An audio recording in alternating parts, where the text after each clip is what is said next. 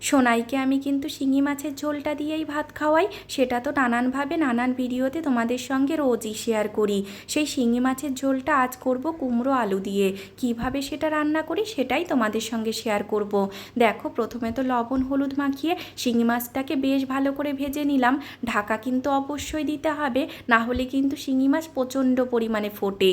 মাছটা ভেজে তুলে রেখে সেই কড়াইতেই দেখো দিয়ে দিয়েছি আর একটু সর্ষের তেল। সম্পূর্ণ রান্নাটা আমি কিন্তু সর্ষের তেলেই করছি।